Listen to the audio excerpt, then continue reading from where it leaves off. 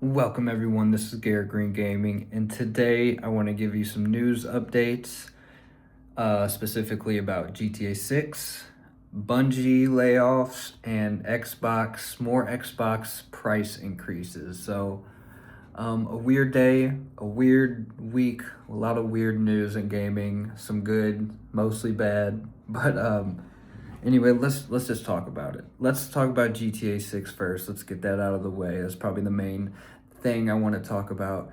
So, after the dust settled a little bit after the whole pre-order situation, you could check out my video I just did the other day about how I thought the whole pre-order situation was terrible and garbage. Like, they did multiple things that were just terrible, absolutely terrible, that no other company could get away with. I mean, it's fair that Rockstar should get a little bit of leeway, a little bit, not a whole bunch, not as much as people are giving them right now. But after the dust settled, not much has changed in my mind, but at least I'm a little bit more clear-eyed about what's going on, a little bit, not completely. But anyway, let's start with the trailer. There was no trailer 3 today. Some people were expecting it. I would have thought if the trailer 3 was coming, it would have come at the same exact time that the pre-orders dropped, but they kind of dropped on Wednesday because that's when like New Zealand was able to do their pre-order, so it wasn't like pre-orders went out at the same time, so it made it a little weird. So I can understand now why the trailer 3 hasn't happened yet. It could come tomorrow. Tomorrow's Friday. I am probably gonna say no, not coming, but if not tomorrow, it'll probably be a couple weeks at this point. I'm not worried about it. I'll be honest with you.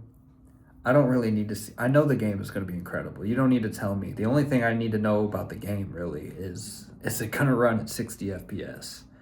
But I'll get to that in a second. Anyway, no trailer today. It could come tomorrow or within a couple weeks. Now the big thing that I was upset with is the no physical release. I am still hurt by this. I'm still upset, and I'll explain the most selfish reason why I'm upset about it is because I just had I imagined the launch day in my head, just, going up to GameStop, picking up my physical game, my physical disc copy, bringing it home, opening it up, seeing the disc in there, seeing the map, popping that baby in and letting that bitch load up while I drink me a Miami Vice, just getting ready to play the game. I had that all envisioned in my mind, and they kind of ruined it with that. So, but there is some hopeful news, and I didn't mention this yesterday, that it was possible that they just didn't want to release physical at launch because they were worried about leaks, and now we're getting some more rumors that they will have a physical disc sometime after launch in December. I think even Rockstar support told someone that. I don't know if it's completely official, but I'm getting the sense that's what's happening here. Like, we're going to get a physical disc in December, which I am happy about. It still doesn't save my, November 19th experience. One thing also with the situation, the map to me is really, one of those things. It's my own personal thing, but I really want the map, and I want the map on day one. I want to be able to open the case and have the map. So even without the disc, I want to buy the physical, code in the box version. I'll still buy the code in the box version if it has a map in it. But I'm not even so sure it has a map in it. I'm worried about that. I really want that map day one. And that would be very disappointing if I can't even get the map version. I'll just order digital at that point and buy the physical disc later on when that comes out, but I'll be sad about it. I want that map at launch. I want to open that map first. That's the first thing I want to do. I want to get the game, open the map, and just quickly glance through the map. I don't want to look through it in detail. I just want to see it just like in awe, and then put it away, put it on my shelf, and play the game. That's how I imagined it in my head, and I don't know if that's going to happen now. We'll see. But anyway, it would be a good thing if we still get the disc. I still don't think it's a good thing. I still think they're wrong to wait till after release to do the disc and blame it on leaks. I understand guarding against leaks. I just don't think that's a good enough justification at all. And also, I think some of it might have to do with they're wanting people to double dip and buy the game twice, like what I'm going to do, like an idiot. But I can't help myself. GTA is on another level than any game, and they can get away with things more than other companies. It's unfortunate but true, even for me. But anyway, another thing I wanted to talk about that I didn't talk about yesterday, and that's GTA Plus a little bit. Now, we still don't know how this is going to work, but this is probably the most concerning thing when it comes, specifically the online version, when the online drops. This thing concerns me more than, the premium editions and the not having physical. What are they going to lock? Because they've already locked a bunch of stuff behind the Ultimate Edition and the single player. Just imagine what they're going to lock behind GTA Plus for online.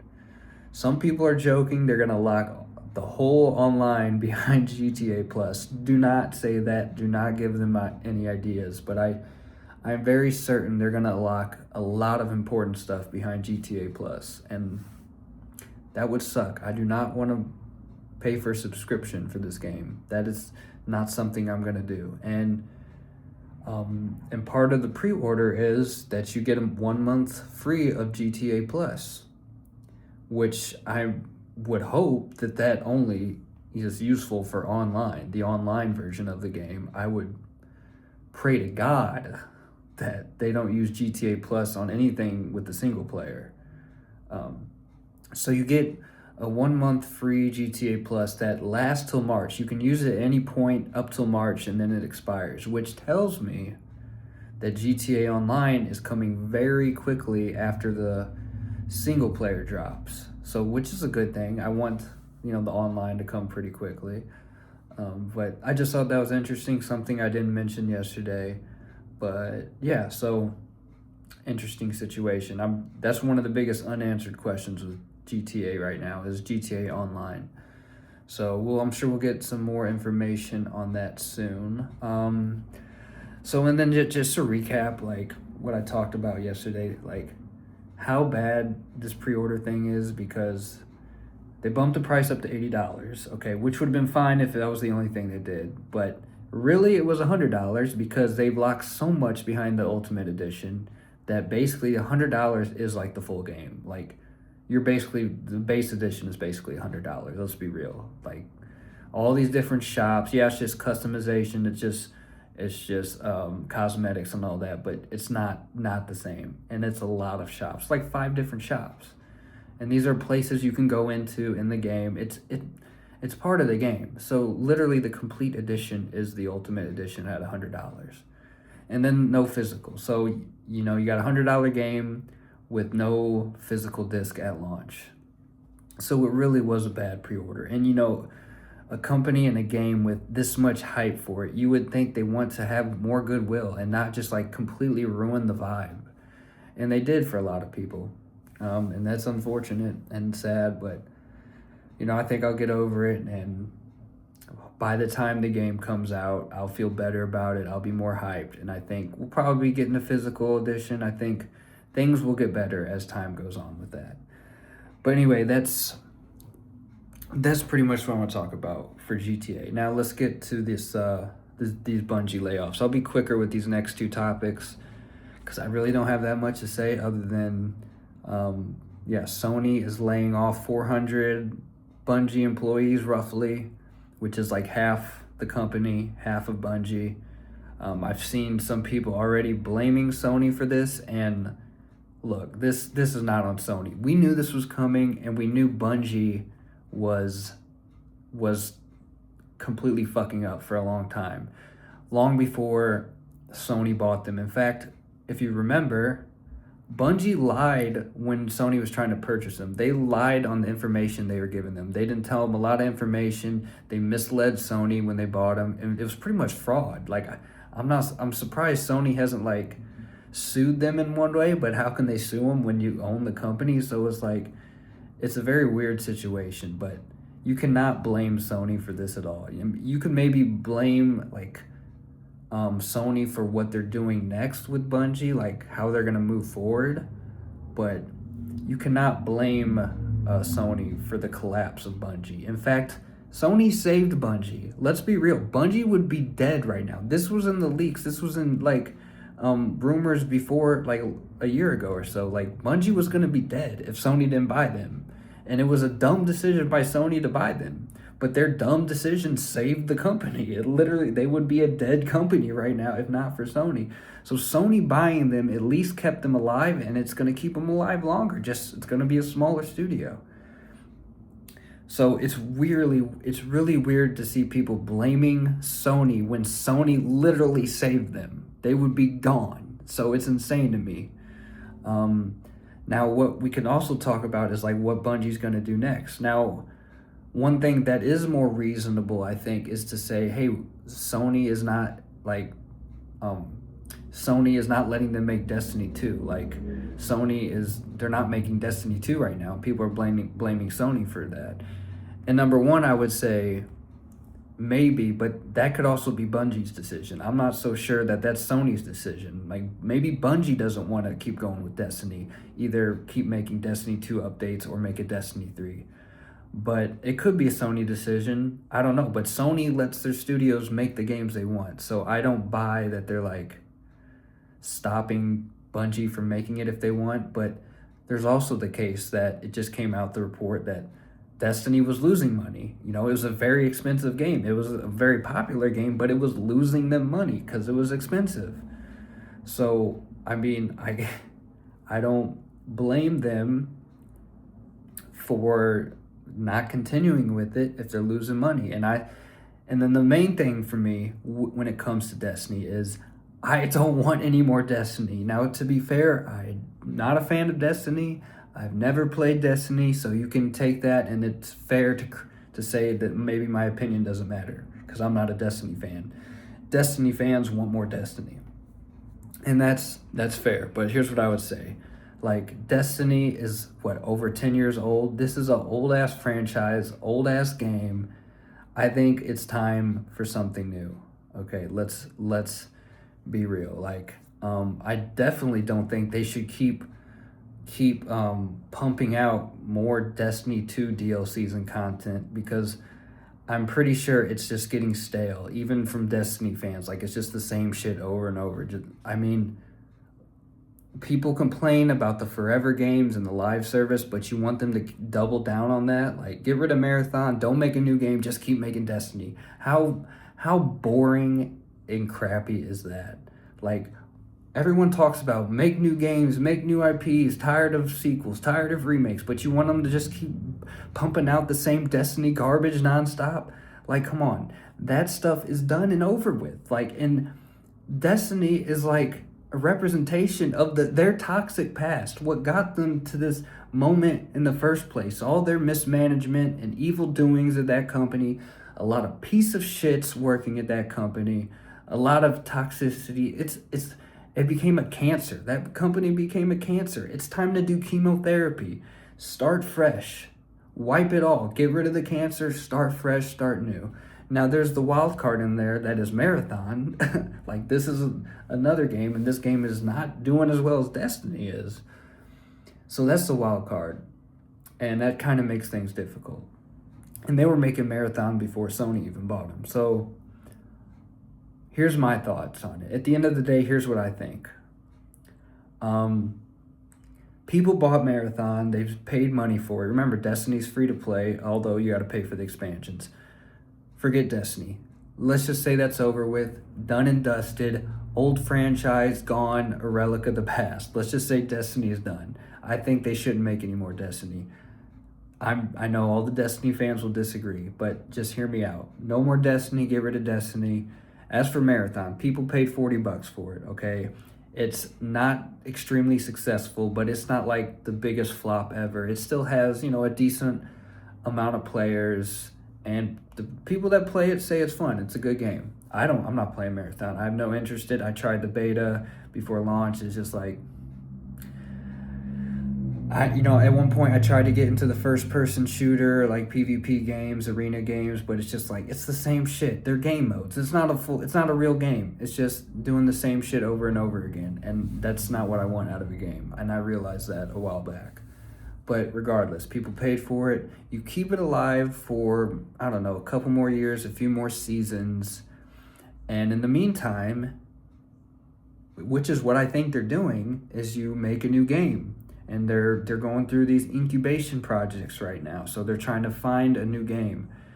You need to make a brand new game, a brand new IP, a single player campaign. It doesn't have to be huge. It could be a small campaign like a Titanfall 2. Okay, a Titanfall 2 type campaign, and then have a cool online live service attached to it, not just one game mode, not just some PvP and the same maps over and over again. You have a PvP mode, and then you have, a PvE mode. I think just very similar to the Call of Duty. Not exactly like Call of Duty, but the same idea, the same game modes, basically, like a single player campaign. You have a PvE like zombies, and then you have the PvP. That's what you do. A brand new IP, have a really good story with the campaign that brings people in. Because like a Titanfall 2, you didn't sell well, but people love that game. People look back on Titanfall 2 and say how great that was. But what can make it better than Titanfall 2 is to have the online modes, to have the multiplayer that keeps people in it, that makes people buy the game. And they will enjoy the campaign, and then they'll play the multiplayer. You start fresh if you're Bungie, okay? So you start making that game right now, give Marathon a couple more years, and then when you really need the development of the new game to start up, when you get out of pre-production, you bring everyone over from Marathon into this new game, and you kind of slowly sunset Marathon.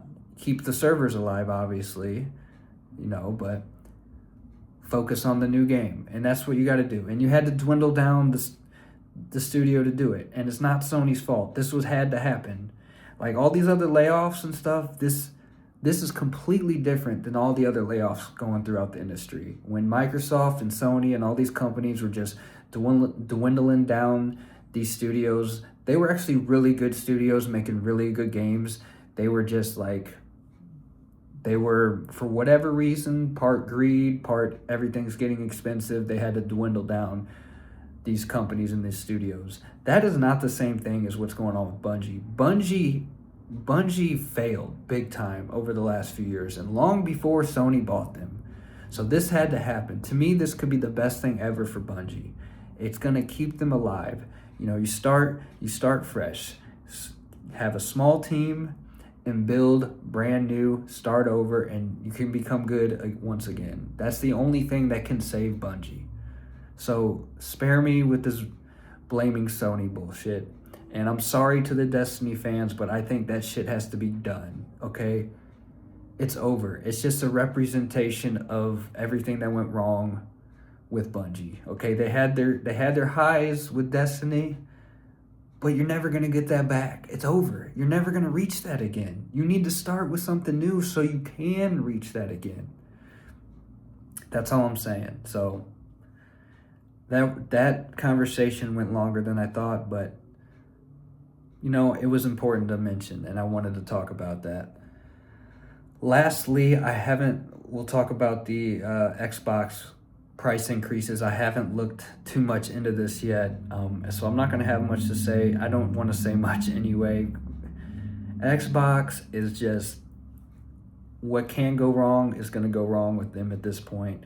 My biggest problem with the Xbox, like, it's one thing to like fail and just it didn't work out. It's another thing with the gaslighting that really just upsets me. Microsoft is one of the largest corporations in the world, and they bring in this new CEO, and they tried to do the exact same shit they did with Phil Spencer.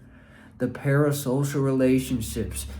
Asher Sharma, she came in, tried to act like she's a gamer, tried to act like she's your friend, talking to all the Xbox fans, saying, "Oh, we're getting back to what Xbox, we're getting back to original Xbox and what made Xbox great."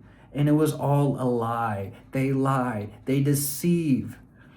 They literally did all this and, you know, acting like Xbox is coming back. We decreased the price of Game Pass. We're talking to the fans again. The same old shit they did with Phil Spencer. They never learned. And then they had the big Xbox showcase. And they showed fucking Senua, the new Ninja Theory game, and a week later saying they're shutting down the studio. Asha Sharma, Xbox, came in, acted like they were your best friend, and Xbox is back, and then immediately shuts down a studio when they just showed a new game. These people are demons, okay? They are lying demons, corporate stooges. And then it's one thing if they just, own that, like, I mean, we're corporate people. We're here to make money. We're here for business. But they try to lie and act like they're one of you and try to act like they're a gamer. And then all just to pull the rug once again. And they do this nonstop. They do this every time. It's a cycle. And the fans never learn.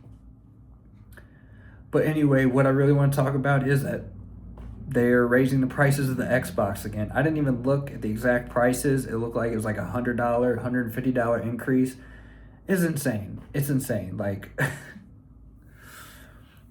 it's terrible. Like, the industry is in real trouble, but Xbox is taking the worst of it, and it's their own fault. And Microsoft is to blame in a lot of different ways. They're part of the reason, like, the industry is the way it is right now with their AI push and all this other crap with the the component costs. Like, they're to blame for that too. They're not only to blame for the collapse of Xbox, they're the blame for the decaying of the whole industry. So I don't know. I've said a lot about them already, so I don't need to say too much more about them. But I just wanted to talk about that a little bit, and I didn't want to make 3 different videos. I just wanted to kind of go over the news of the day, and I mean that's about it. What else is there to say? Oh, there's one thing more I had to say. I am coming out with a video in a couple days. My top 12 games coming out for the rest of this year. And just so you know, I made that video before the GTA 6 pre-order info came out. So let's just say I didn't address any of that in the video, and my tone might have been a little bit more different had I made that video afterwards. But anyway, I just want to make that clear. I'm coming out with the top 12 games the rest of the year, and that's all I gotta say. Anyway, that's all I got for today. Thank you all for watching. Please like and subscribe, and I'll be back soon with more videos. See ya.